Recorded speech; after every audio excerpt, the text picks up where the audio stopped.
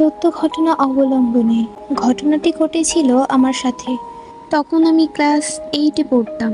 তখন করোনা ভাইরাসের জন্য আমাদের স্কুল বন্ধ দিয়েছিল। তাই আমি আর আমার আম্মু নানু বাসায় চলে যাই। আমার আম্মু প্রতিবারই ঢাকায় গেলে ডাক্তার দেখাতে যায়। তো ওইবারও আম্মু ডাক্তার দেখাতে গিয়েছিল। আমার আম্মু ঢাকার রাস্তাঘাট না চেনায় আম্মু মামাকে নিয়ে নেয়, সাথে আমিও যাই। তো আমরা সন্ধ্যা 6টা কিংবা 6:30টায় রওনা দিয়েছিলাম। বাসায় এখন শুধু নানু আর আমার ছোট খালামণি ছিল। ওই দিন আমরা আসার সময় জ্যামে পড়ে গিয়েছিলাম, তাই আমাদের আসতে প্রায় রাত 11টা বেজে গিয়েছিল।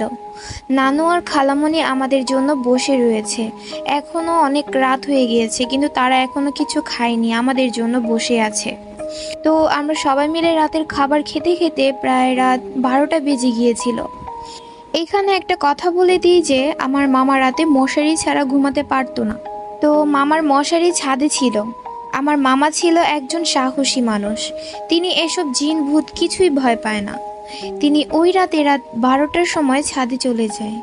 মামা যখন ছাদে মশারি নেওয়ার জন্য যায়, মামা অনুভব করে যে মামার পিছনে কেউ আছে। তাই মামা পিছনে একবার ফিরে তাকায়। তারপর মামা দেখতে পায় এক ঝাঁক বাদুড় মামার সামনে দিয়ে উড়ে যাচ্ছে। তাই মামা তাড়াতাড়ি মশারি নিয়ে নেমে পড়ে। তারপর নিচে এসে আমাদের সব ঘটনা খুলে বলে যে মামা ছাদে গিয়েছিল, তার সাথে কি কি ঘটেছে। মামা আমাদের বলে যে রাত্রে যেন আমরা দোয়া পড়ে ঘুমাই। তো ওই দিন রাতে আমি, আমার আম্মু, আমার ছোট ভাই, আমার নানু আর আমার খালামণি আমরা সবাই মিলে একসাথে ঘুমাই। জার্নি করার কারণে আমরা খুব ক্লান্ত ছিলাম, তাই আমি শোয়া মাত্রই ঘুমিয়ে পড়ি। আমি দোয়া পড়তে ভুলে গিয়েছিলাম। তারপর হঠাৎ রাত 3টা বাজে আমার ঘুম ভাঙে একটা শব্দে।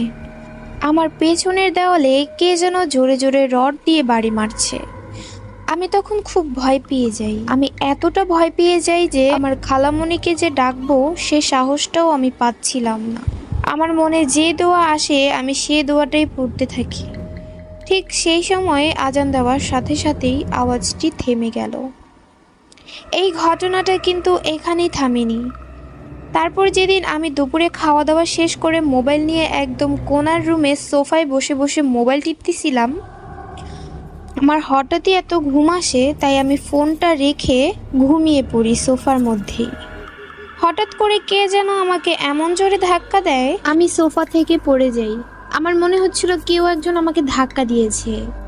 পড়ে গিয়েছিলাম বলতে এটা হয়তো বা ভুল হবে, কারণ আমি অনুভব করেছিলাম যে